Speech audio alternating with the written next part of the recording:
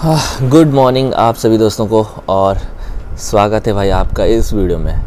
आज की इस वीडियो में हम बात करेंगे कि जापानीज़ लाइसेंस की। तो आप जापानीज़ लाइसेंस को लेने के तो कई तरीके हैं, लेकिन हम उसमें बताएंगे आपको एक ईज़ी तरीका। अगर आपके पास अपना कंट्री का लाइसेंस है तो उसको कैसे जापान में कन्वर्ट करें, आइए समझते हैं इस वीडियो में और बात करते हैं बैठ के। हाँ जी, अब ठीक है। तो हम यहाँ पर बात करने वाले हैं गाइमेन किरिकाई की। गाइमेन किरिकाई मतलब कि जो आपका अपनी कंट्री का लाइसेंस है तो उसको आप जापान में एक्सचेंज करवा सकते हैं बिना किसी स्कूल गए हुए, ड्राइविंग स्कूल गए हुए। क्योंकि ड्राइविंग स्कूल अगर आप जाते हैं यहाँ पर तो आपको 2-3 लाख येन तो ऐसे नॉर्मली पड़ जाएंगे। और अगर आप गाइमेन किरिकाई कर रहे हैं तो आपको कौन कौन से डॉक्यूमेंट की ज़रूरत पड़ेगी और आपकी कितनी फ़ीस लगेगी, तो इसकी डिटेल्स हम इस वीडियो में आपको बताने वाले हैं। और this is my personal experience, तो इसलिए मैं आपके साथ ये शेयर कर रहा हूँ। और बाकी कौन से डॉक्यूमेंट की ज़रूरत है यहाँ पर आपको पूरी डिटेल्स दे देंगे लिख के। तो चलिए फटाफट से शुरू करते हैं इस वीडियो को और स्वागत करता हूँ आपका नमस्ते जी में। और अगर आप जापान में रहते हैं और आप मेरी वीडियोज़ देखते हैं, अगर आपने सब्सक्राइब नहीं किया है तो न्यू अपडेट्स और पहाड़ी व्लॉग्स और जापानीज़ व्लॉग्स आपको सब देखने को मिलेंगे इस चैनल पे। तो आप हमें सब्सक्राइब कर सकते हैं अगर आपकी इच्छा हो, बाकी तो नो प्रॉब्लम, कोई बात नहीं। हाँ, तो सबसे पहले आपको अपने नज़दीकी JAF सेंटर, मतलब जापान ऑटोमोबाइल फेडरेशन एक कंपनी है, एक खाइशा है जो आपको आपके डॉक्यूमेंट से ट्रांसलेट करके देता है।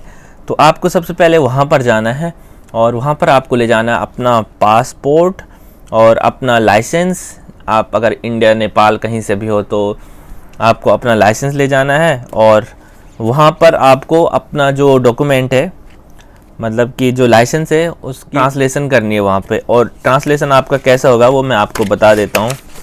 ये मेरे डॉक्यूमेंट्स में अटैच है और ये डॉक्यूमेंट को ट्रांसलेट करने के लिए ना आपको 4000 येन लगेंगे। ये लो, मेरे पास रिसिप्ट भी है। आपके एरिया के हिसाब से अलग अलग ये हो सकता है। इसकी जो 4000 पड़े हैं मुझे। हाँ, ये मेरा ट्रांसलेशन है जापानीज़ में, मेरा लाइसेंस का। इसको भी मैं यहाँ पर डाल देता हूँ तो यहाँ पर आप देख सकते हैं अच्छी तरह से। तो ये मेरा ट्रांसलेशन है और इसको घर पर आने पे लगे 3 दिन।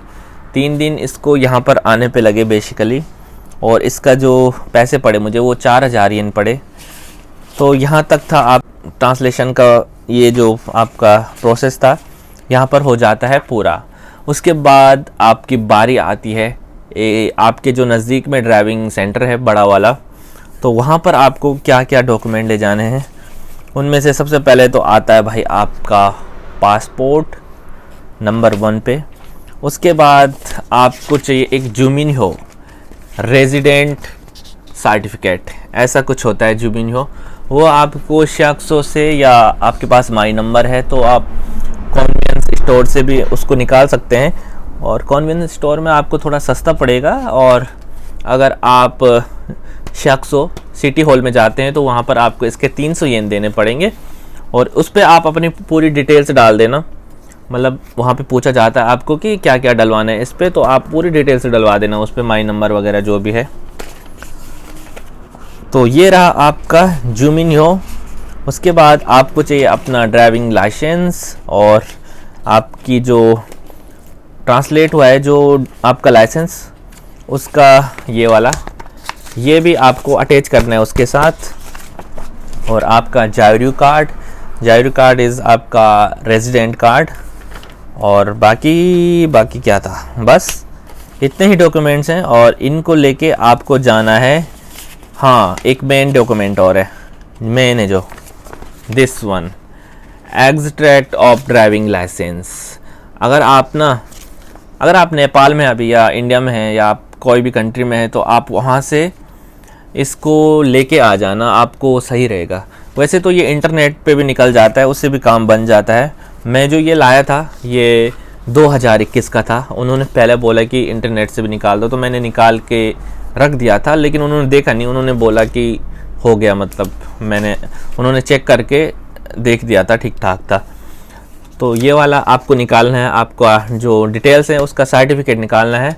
और अगर आप आ रहे हैं अभी वहाँ से, तो आपको यहाँ पर ना वहाँ की मोहर और साइंस होने बहुत ज़रूरी हैं, क्योंकि थोड़ा सा कई लोग हैं जो फेक काम भी करते हैं। तो इस हिसाब से जापान में वो पकड़े गए, तो अब उन्होंने थोड़ा सा स्ट्रिक्ट कर दिया है विदेशियों के लिए। तो आपको एक ये एग्जैक्ट लाइसेंस भी ला देना है अपने साथ और इसको अटैच करना है अपनी फ़ाइल में। इसको लेके आपको जाना है अपने नज़दीकी ड्राइविंग लाइसेंस सेंटर में, और वहाँ पर आपको जो काउंटर है ना, लाइव देखो, इस वीडियो में देखो, आप इस वीडियो में देख सकते हैं आगे मैंने कैसे कैसे कहाँ पर गया। तो ये देखो,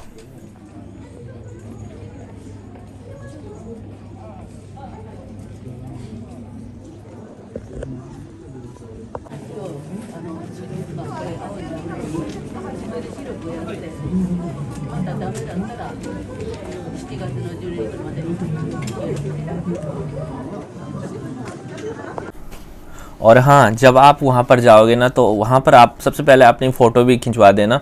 और फ़ोटो आपको ऐसी फ़ोटो होगी, देखो छोटी सी फ़ोटो होती है, वहाँ पे मशीन से लगी रहती है अंदर ही। और उसके बाद आपके जो वो ये काउंटर सिस्टम है ना वहाँ पर, तो आप ज़्यादा पहले भी मत जाना और ज़्यादा बाद में मत जाना। जो काउंटर है वहाँ पर वो सिर्फ 30 मिनट्स के लिए खुलता है। मतलब और काउंटर का मुझे पता नहीं जापान में, लेकिन जहाँ मैं गया था माकोहारी में, तो वहाँ पर 30 मिनट के लिए सिर्फ एक काउंटर खुलता है और वो एप्लीकेशन सबमिट होती हैं, उसके बाद काउंटर क्लोज़ हो जाता है। उसके बाद जो भी आया, तो ये दो टाइम खुलता है, सुबह 8:30 बजे से 9 बजे तक, और दिन के समय में 1 बजे से 1:30 बजे तक ये काउंटर्स खुलते हैं। तो इस टाइम आप वहाँ पर जाके अपनी एप्लीकेशन सबमिट करके, बाकी ये फॉर्म वगैरह होते हैं और आपको कुछ ये क्वेश्चन आंसर होते हैं, ये होगा। खैर मेरा तो बाइक के लिए किया है मैंने अप्लाई, बाइक स्कूटर के लिए। तो बाकी टेस्ट तो सेम था, सबका प्रोसेस तो सेम है। और उसके बाद शायद थोड़ा ड्राइविंग जो होगी अब मेरी, वो डिफरेंट होगी कार से, बल्कि car is easy in Japan to drive. But जो रूल्स हैं जापान के, वो आपको तो क्या पूरी दुनिया को पता है कि रूल्स इज़ वेरी कड़क इन जापान यार। तो ये कुछ दिया है उन्होंने मुझे, ये दिया है। और जो मेरा रिटर्न टेस्ट था उसका भी आपको हिंट दूंगा। जो रिटर्न टेस्ट था वो मैंने पास कर दिया था, वो उसी दिन हो जाता है, लेकिन मुझे वहाँ पर 6 से 7 घंटे तक रुकना पड़ा था। इतने ज़्यादा फॉरेनर्स हैं वहाँ पर, और इतने ज़्यादा जापानीज़ लोग हैं जो ड्राइविंग लाइसेंस के लिए आते हैं। तो आप अगर सही टाइम पे भी जाओ तो नंबर आपका वही आएगा, और बाद में जाएंगे तो वही आएगा मेरे हिसाब से। तो रिटर्न टेस्ट में आपको होता है कि 10 क्वेश्चंस होते हैं, उसमें से आपको 7 करेक्ट करने होते हैं। 7 में से एक भी पॉइंट कट हो गया तो आप फेल हो गए। और तुम्हारे भाई ने, तो आपके भाई ने कर दिया था पास। तो अब मेरा होगा सीधे 2-3 महीने बाद मेरा होगा ये ड्राइविंग टेस्ट। तो ऐसा कुछ मैप दिया है उन्होंने मुझे, और इसके साथ मुझे ले जाना होगा अपना एक हेलमेट, ग्लव्स और जूते वगैरह, पूरा रेडी होके जाना है। और ये जो मैप दिया है उन्होंने ना, इस पे जैसे जैसे ये मैप बना है तो इसको मैंने याद कर लेना है, और फिर इसी तरह से मेरा टेस्ट होगा कि कैसे सिग्नल पास करते हैं, और मतलब सब कुछ जो भी जापानीज़ रूल होते हैं वो इस पे दिए गए हैं। तो अगर इसको पास कर दिया मैंने तो मेरा DL डन हो जाएगा। बाकी अगर आप भी हर जापान में लाइसेंस ट्राई कर रहे हैं तो भाई बेस्ट विशेस आपको। और आप अगर फेल भी हो गए तो आपको फिर से सेम प्रोसेस करना होगा, और आपको सेम फीस पड़ेगी। जो फीस थी उसकी थी मेरी 2500 येन थी, मात्र 2500 यान मुझे वहाँ पर पड़े, वो मैंने पेमेंट की। अगर मैंने पास कर दिया तो शायद और मेरे को कुछ भरना नहीं पड़ेगा, तो मामला सेट हो जाएगा। फिर अगर मैं स्कूल जाता पहले तो 20 से 30 मान तो ऐसे ही वहाँ पड़ जाता, फिर अलग अलग खर्चे वर्चे, और मतलब कि इंडिया के हिसाब से 1-2 लाख आराम से बैठ जाते हैं इधर एक लाइसेंस निकालने में, अगर आप जापानीज़ तरीके से स्कूल जाते हैं, वहाँ पर ड्राइविंग सीखते हैं। खैर वो प्रॉपर सिखाते हैं वहाँ पर। तो बट धन्यवाद इस वीडियो को देखने के लिए, आप बने रहिए हमारे साथ नमस्ते जिम में। और अगर आपको किसी और चीज़ से डिटेल्स चाहिए यहाँ पर तो जापान की, तो आप कमेंट कर सकते हैं बेसिकली। तो धन्यवाद इस वीडियो को देखने के लिए। मिलते हैं दोस्तों अगली वीडियो में, और आप सभी का बहुत बहुत धन्यवाद। जय हिंद, जय भारत।